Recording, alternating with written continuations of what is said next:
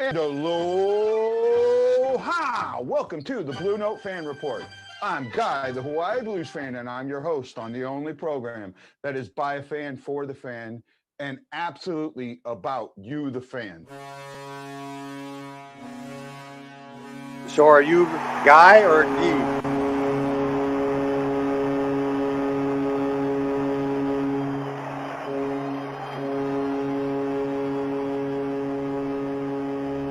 Ed Danowski. You're not in Hawaii? I wish. To Mr. Gary Younger. Hi, D. Hey, sir, how are you? And Brock, how are you doing? Doing great, sir. Doing great. Honored to have you on the show.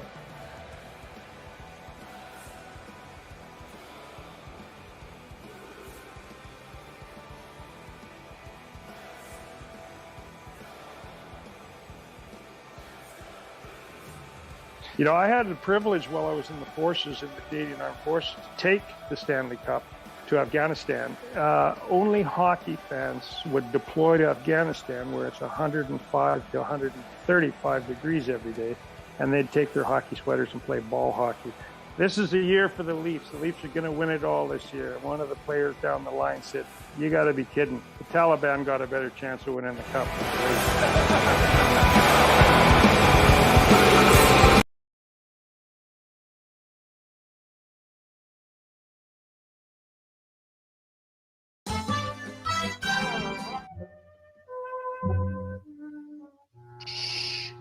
Be very, very quiet. I'm hunting. No, it's duck hunting season. That's the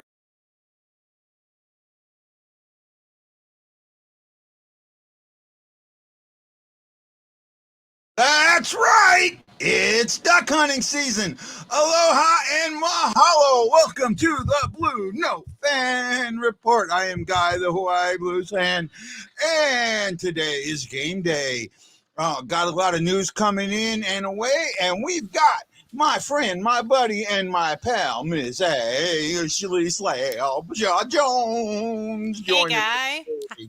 How you doing? I am doing good, and how are you? I'm all right. Just a little nervous about this one. Yeah, I can see nerves being there. I was just watching something. Mm-hmm. I guess it was part of the road to the Winter Winter Classic. It was on the NHL Network on the Ice Time. It came on just before I broke away for the show, and it was Berube going into the locker room after that Columbus game. Mm-hmm. Oh, did he go off on those guys? Get your beep together. Yeah, and I think that is the message that's come through. We have Don Gillis starting today. Brian Green says, "Sorry, I can't make it to the pregame show. I'll be on intermission and postgame, but you're on the pregame show, right? So thank you for being here, buddy. It's duck hunting season.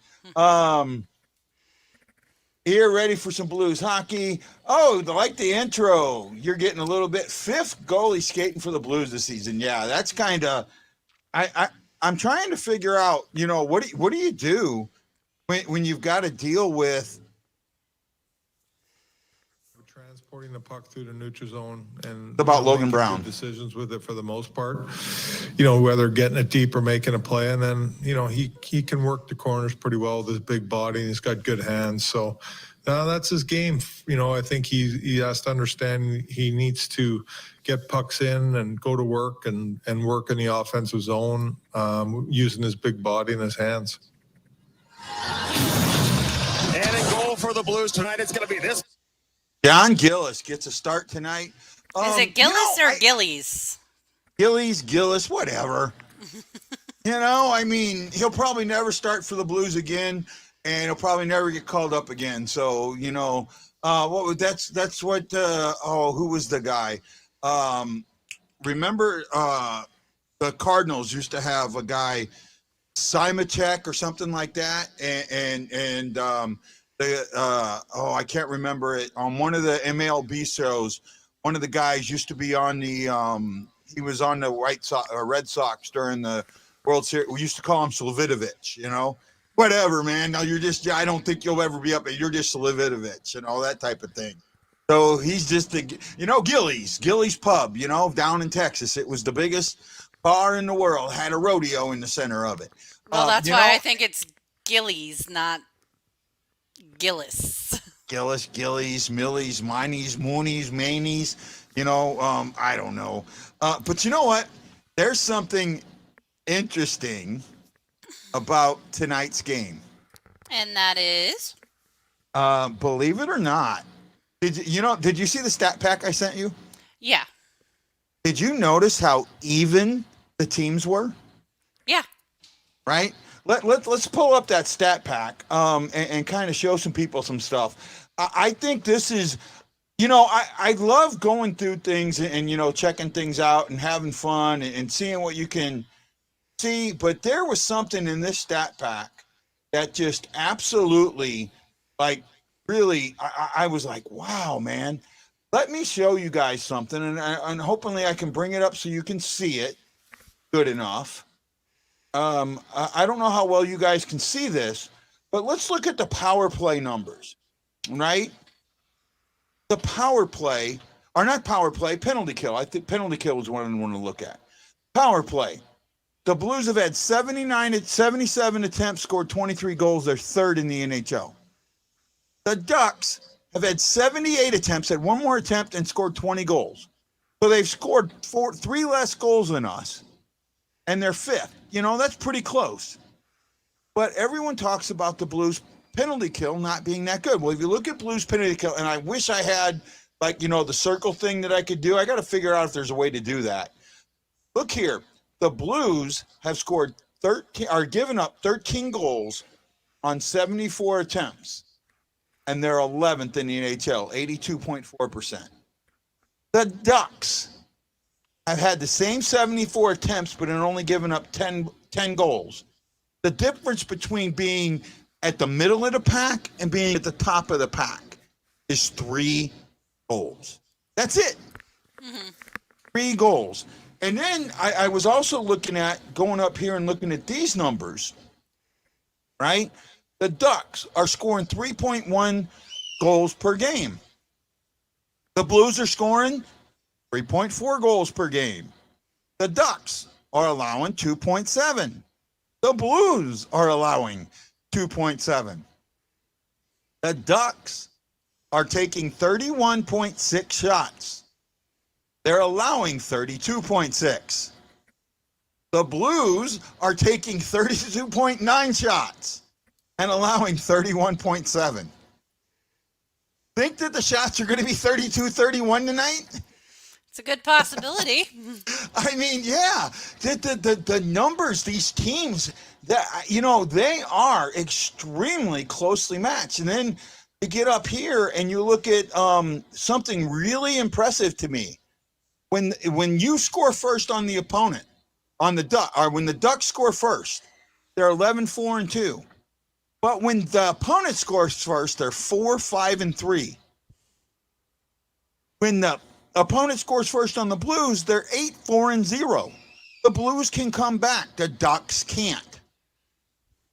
Now, the one thing that the Ducks do better than the Blues is hold the lead. They're 11-4-2, where the Blues are 7-4-2, 4-4. So, you know, the Ducks have played more games than us, but these are evenly matched teams, right? The home record for the Blues is what's going to help us. 10-3-1 with a 7-game winning streak. On the road, the Ducks are 6-5-3 and just lost against Pittsburgh. 1-0. This is a game the Blues can win. This is a game where they match up very, very evenly. So when you have a game that you match up this evenly, right? What do you need to look for? What do you need to take? Well, let's look at the Ducks and their scores. Leading is Terry, Zegras, and Milano in points, 26, 22, and 20 respectively. Terry in goals. He has been the guy that you have got to cover, right? You have got to cover Terry.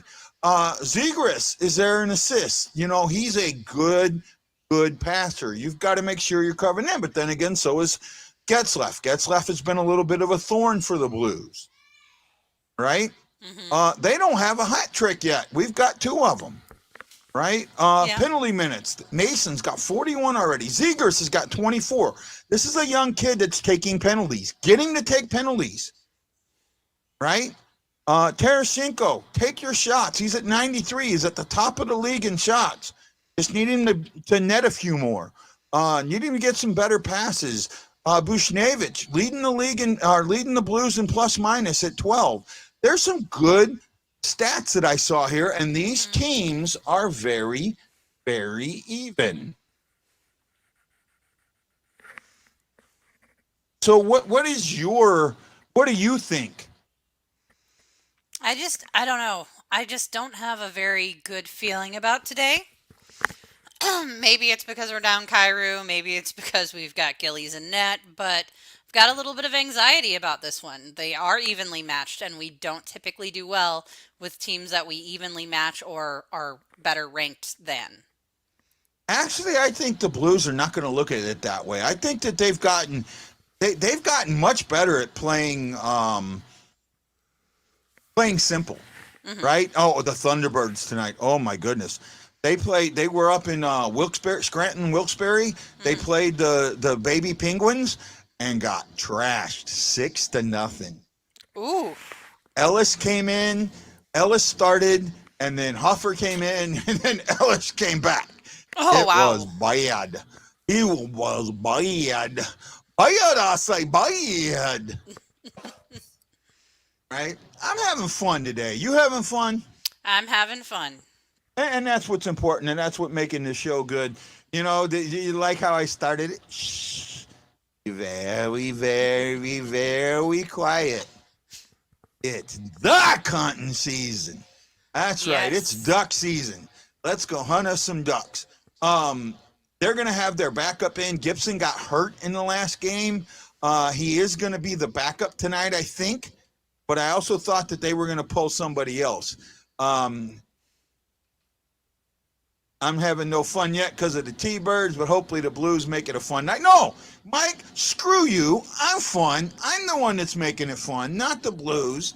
Yeah, boo on you, Mike. Boo, hoo, hoo, boo, boo, boo, boo, boo, boo.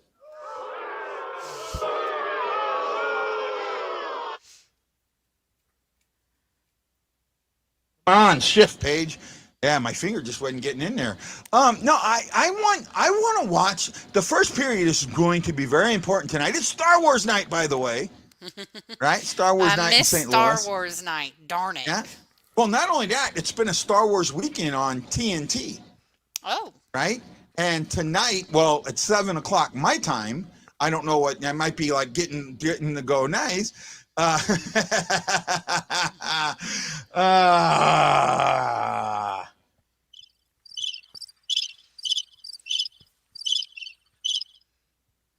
They're going to play Rise of Skywalker. This is their debut of Rise of Skywalker. And I know Randy's a big Star Wars guy. I am too. Rise of Skywalker is up there as one of the best films, the Star Wars films that I think they've ever produced. Right? Now, you don't take a lot from me because I thought The Phantom Menace was good.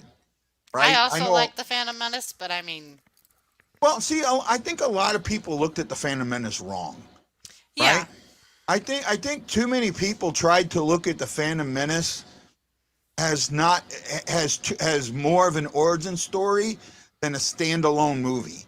I looked at it as a standalone movie and not so much the origin story, because the origin story didn't match up. And I got that. I got it right away. Because if you really look at how they're trying to play it, Luke was supposed to be 18 in the original Star Wars. Yeah. Now they're starting with this little kid and the girl who's much older than him, and then all of a sudden they're the same age. You know, there was some issues there. Yeah. Well, that's Anakin, not Luke. So they're just Anakin, but it's still the connection. Some of the connections didn't work. yeah. Like where between when the Revenge of the Sith connected how Luke gets to Tatooine and how Leia gets to Alderaan, right? Before Alderaan is destroyed in the next one.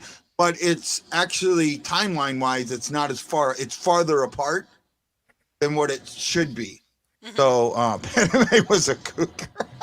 Yes, she was. Yeah, no, she was a pedophile. Oh my goodness! I didn't tell all the Clueless Age that they should see the actual T-Birds team that started this year. Yeah, they should have. That was well, I mean, it's the St. Louis Thunder Blues. It is, but we've got their best up here right now. Yeah, I know, right? We do. We're the Thunder Blues right now. Yeah. And they're the Thunderless. Yeah. Yeah, man, what's fun? I'm worried about the way that the Thunderbirds played tonight. I'm hoping that, I mean, you looked at, because they were one of the better teams in the league, and they are. They're hurting right now. They played a man down because they have like 5 guys that they just brought in on PTOs that they can't use. Right. Well, they just got hit with COVID too, and we have several of their best up here, so they're short. Yeah, and they've been shut out in back-to-back games. So, plus they're still recovering, so I would just say that it's probably gonna, take a minute, but they'll be back. For me, tonight is about scoring first. Right? You have to score first. You have to get that first goal. You have to go out there and score. Now with Kyrou out, and that takes a little bit speed out of our lineup, but what it doesn't take away is some of the knowledge we have, right? And I know we're playing a man short tonight, but Walker, Brown, and Joshua, man, I went completely blank. If you can still keep those guys together somehow, those 3 centers work. They work, and they played all 3 positions. They moved that center around, right? And they talked about like the first one down is the first one back and things like that. There was a lot that I saw up there that I thought could really make the Blues a much stronger team. You got Terry is going to be. Terry's the one that burned us in the last game. Right? I think Terry got 1 or 2 goals against us. I don't think Zegras did much, but I also know Getzlaff did something. I remember Getzlaff did something against us. For me tonight, this is the definition of keep it simple, right? And the only thing that they're doing in the keep it simple that I don't like is they're playing along the boards a little more than I want them to play along the boards. Because this is a team, the Ducks fly together. They can play along the boards. They've got strong bodies that can play along the board. And right now you have Getzlaff, the ageless wonder, who somehow went to the Fountain of Youth this offseason and has figured out a way to bring back, play like he did when he was younger. He's the all-time goal scorer, points leader, goal scoring leader. I think he's the games leader, but he's like the all everything Ducks, right? And okay, hit him, right? One thing that I saw in yesterday's game that really impressed me was, he might have. He I think he was, Kevin. You might be right. Was how much Montreal came in to hit the Blues, right? They tried to wear the Blues down, and it didn't work, right? Well, you know what? That should have told the Blues something. That right now, their stamina is enough that they took on a young team and outlasted them, right? The one thing about scoring first, though, is you take a team out of its game, right? Look at what, I brought it up, the record for the Ducks. They've won 11 games when they've scored first. They've only won 5 5 when they've given up that first goal. Okay?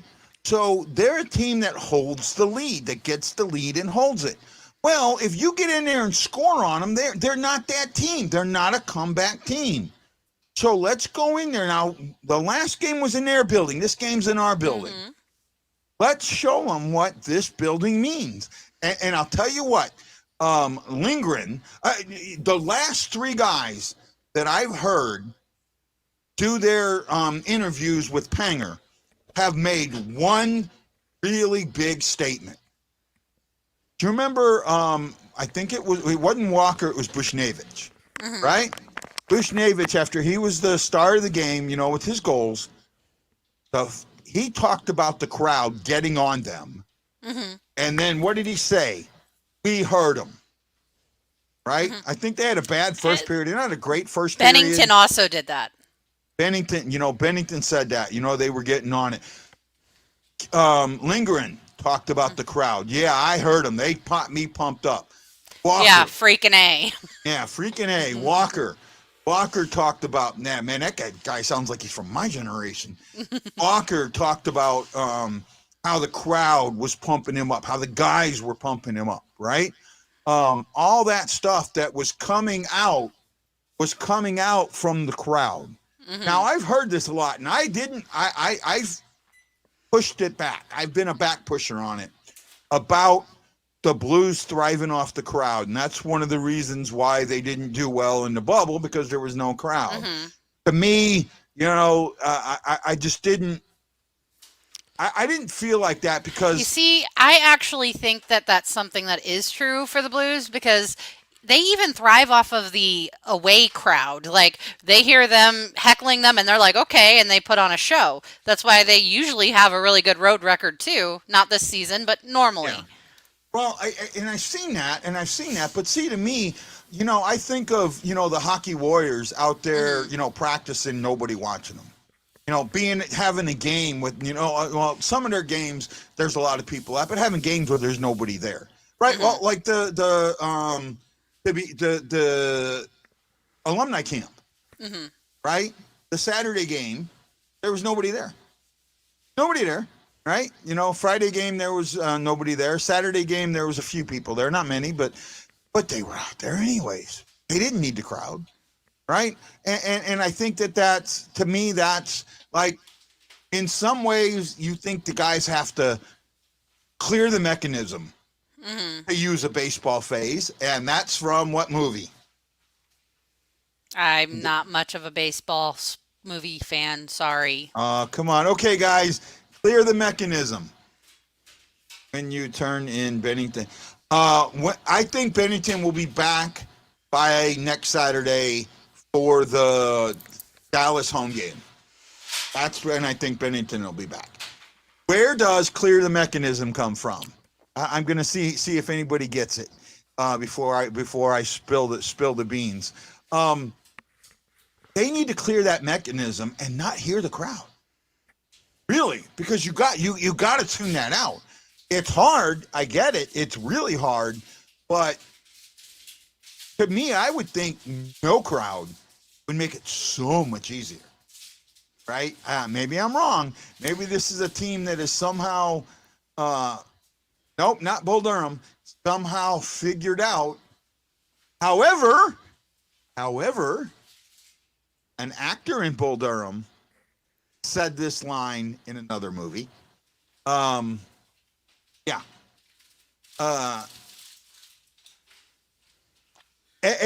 I just lost my place. This team has been thriving off the crowd, and they're you know what? Let them. If that's what they need right now, let them.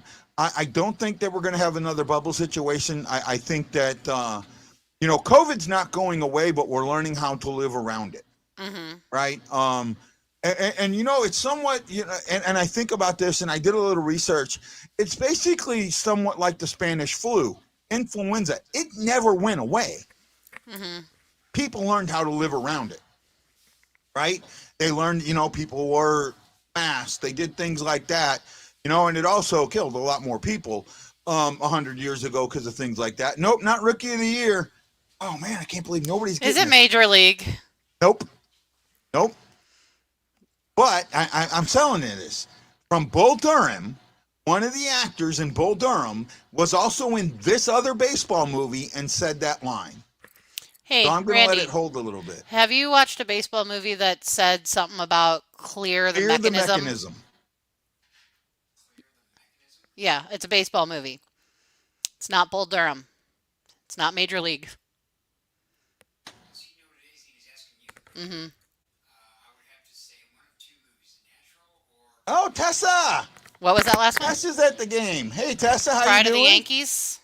Say again? Pride of the Yankees? Nope. But close. I mean, you're getting around it. Nope, not Field of Dreams. It was Kevin Costner in For the Love of the Game. For the Love of the Game. Okay. He was the pitcher, and he was the Detroit pitcher. He pitched, and in the movie, he ends up pitching a perfect game at Yankee Stadium. And I think I saw that when I was like 9. Well, guess I'm just old. But yeah, it wasn't that long ago, was it? It's been a long time since I've seen that movie. Yeah, well, bring us home a winner, Tessa. Bring us home a winner. We're hoping for it. But he said in that he's standing on the mound and he's going clear the mechanism, and he basically blanks out the crowd, right? Well, that's what the Blues need to do. I think they need to blank out the crowd. I think they just need to see the team in front of them and just play our game. That's what we did against Montreal. We played our game. I'll tell you what, and Montreal could not come back from it. Nope. Right? They could not come back from it. So I'm hoping that the Blues can get out there early and play our game. Get shots, good solid shots. Remember, shots, you don't need to take your shots from the blue line, from the boards. You need to take it from the house. Mm-hmm. Right? You need to get in the house. You need to get it in there. And the other thing is you need to feed off of the Spetsnaz line. Yeah. Right? They need to feed off of that. Watch what they're doing. Watch what Tarasenko's doing. Watch what Barbashev is doing. Watch what Buchnevich is doing. Look how they're moving that puck around. Look how they're – because I'll tell you what. And I said this about the game before that against Detroit, right? Mm-hmm. What they did – opened it up for other lines. I know you guys didn't agree with me on that. I don't. You're just singing too much of the Russian praises right now, bud. They're doing great, but it's not all them. Look what they did yesterday, right? After that power play goal, did you notice what Montreal did? Montreal went from a collapse, trying to collapse around the net to playing out, and they played out the rest of the game, right? That passing that they did in those lanes that they opened up and got Montreal to stop playing in and start playing out. That's what I'm talking about. That's the thing that you have to look at, the undercurrent of the game that I kept talking about. I watched Montreal after that, after Tarasenko did it twice, not once, but twice. First, he tried to pass it to Saad. Buchnevich and Tarasenko right through the center to Saad, who wasn't ready for it. It goes back. Prunovich gets, or somebody gets it, or Buchnevich gets it, sends it back to Prunovich, who sends it back to Buchnevich, who gets that open lane back to Tarasenko. And this time, Tarasenko doesn't go to Saad, who's in the same place. He goes up to Barbashev, who's ready for it and puts in the goal. After that, the rest of the time, especially when that line was out there, Montreal started coming up. Saad had a lot more room down at the center of the net because Montreal was trying to take away the passing lanes, and that was allowing to get the cycle going because they were trying to take away the passing lanes, right? And that is what I talk about and what I meant by what they did against Detroit. Because I saw, like I said, I saw it again yesterday. I saw the same thing happen. Mm-hmm. Now, does that make a little bit better sense? I still disagree with you, but, that's just me.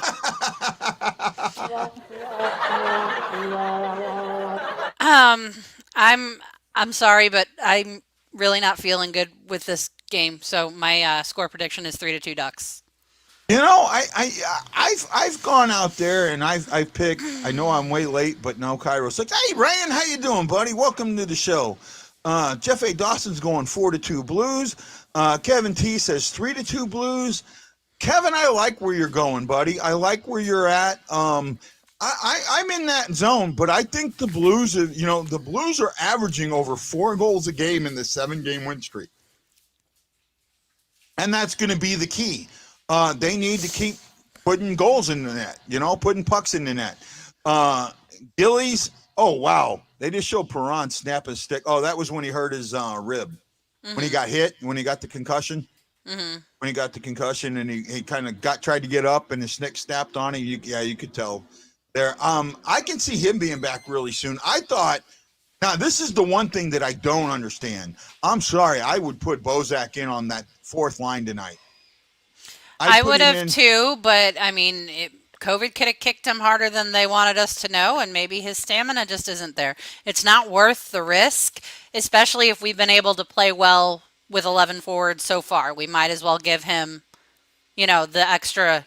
Well, this isn't time. Playing 11 forward. Well, this is playing 11 forward. Well, we're playing with 19 instead of 20. Yeah, I know. Right? But we've done this 2 other games and did just fine. So that's probably where Berube's headspace is. Let Bozak get back up to speed, and then we'll put him in.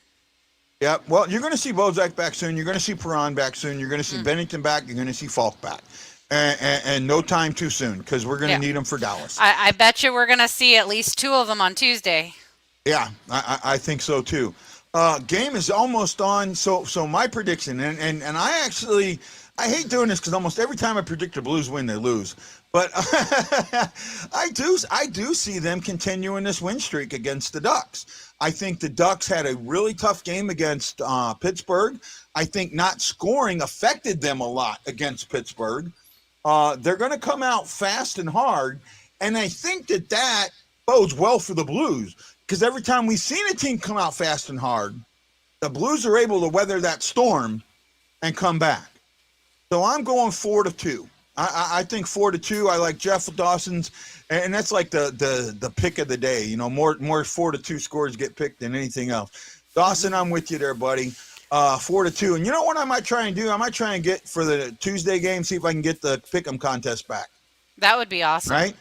See if I can get the pick'em contest back, because you guys will start going to the website again, and maybe I can start making some money and start writing and doing the things I need to do. Point leaders from Springfield call-ups. You got Brown with 5, Prunovich with 5, Dakota with 4, Walker with 3, Pekka with 1. Got a point in his first game up, Actually, I think a lot of them have, actually. Yeah, they come out hungry and they get a point in their first game. Okay. Or if you're Walker, you get a hat trick. Joshua's goal was one of the better goals of this year, right? That was one of the better goals of the year. This team is ready to make it happen. And I'm ready for it. Are you? What one thing are you going to key on in the first period? What are you going to be watching for or listening for in the first period? I'm just going to be watching passes. I mean, you can't get a cycle if you can't get a basic pass going. So that's something that's been really lacking in the neutral zone. Like even yesterday, they were passing a lot where it was behind the player and they would have to turn around and get it. I'm watching that. I think I'm more on Gillis right now, or Gillies, whatever it is. I want to see. I want to see in that first. I want to see those first 10 shots. I want to see how he handles those first 10 shots. I want to see how he handles a 100-mile-an-hour slapper. Right? I want to see that. Well, yeah, he did. He came into the net pretty good. Joan, I actually disagree with that, right? Joan says they will be fine when everyone starts coming, is when they'll have a hard time clicking his lines. I actually disagree with that. I think the simple play that they've done is going to make the lines get into that. Let's keep keeping it simple. Let's keep keeping it simple. Let's not go and try and do the other things that we've been doing. Let's just keep it simple. And once you do that, then you're going to see the connection that you can take cog A and replace it with cog B, and it's a simple fit, right? You see, that would be common sense, and that would be great, but typically teams don't follow that. So I can see where Joan's coming from and the other people that have also mentioned that fear. I have it a little bit in the back of my mind, but I'm hopeful that you're right. Yeah, no, I don't think, Joan, I don't think that goal will ever get scored again. I don't think that Zegras assist ever happens again. There is no team ever going to let that happen again. Trust me. That is never, ever going to happen again. The second one of those guys goes down to scoop it up, someone is going to come barreling in with as much speed as possible. I mean, it was kind of fitting that it was a Duck that did it, though, because I believe it was in the Mighty Ducks D2 movie. No, they used it. I don't know if they used it in the D2 movie, but I know they used it in the Game Changers. No, it was definitely in one of the Mighty Ducks movies, but it was used against the Ducks. Like, the team they were playing was so much bigger than them, and they did it just kind of like, so they could do it and rub it in the Ducks' face. That would like a varsity team. That would be Ducks 3. Oh, well, maybe it was. I mixed them up. 2 was the Iceland team. Oh, you're right. It would have been 3. Yeah. I'd have to go back and look at that. But I know they used it in Game Changers, the new series, which was actually really good, to be honest with you. Right? I haven't watched that yet. That Game Changers is really good. What's it on? You know what, Joan? I think that there is a lot of the young kids like using it, but the older guys don't like that play. They feel like it's not a hockey play. I mean, it works. You've seen a lot of it. I've seen it work more times than I haven't. But the other thing is you've got to have that time behind the net. And when you're reaching down like that, you're leaving yourself open to get nailed. I mean nailed. You're wide open. If somebody hits you, you're going to get hit in the head. Yep. Watch how he goes down. Watch how low he goes to scoop that puck up. If there's somebody anywhere close enough to get in there and hit him, they're not getting a high stick. They're not getting a high hit. He's putting himself in danger. So that's why I think a lot don't do it. I really do want to see. It'd be neat to see a Blue do it, but I just don't think we have anybody that really has the talent to get out there and do it. Right? I really don't. And who knows? Maybe I'm wrong. Game is almost on. Can't wait. Hey man, don't forget to let people know about the intermission shows. Let's get as many people as we can. Share it out. Have fun. Enjoy the first period, and we'll see you at the intermission show. This is Guy, the Hawaii Blues fan, and Ashley Slapshot Jones saying aloha, mahalo, and we'll see you all on the first intermission show.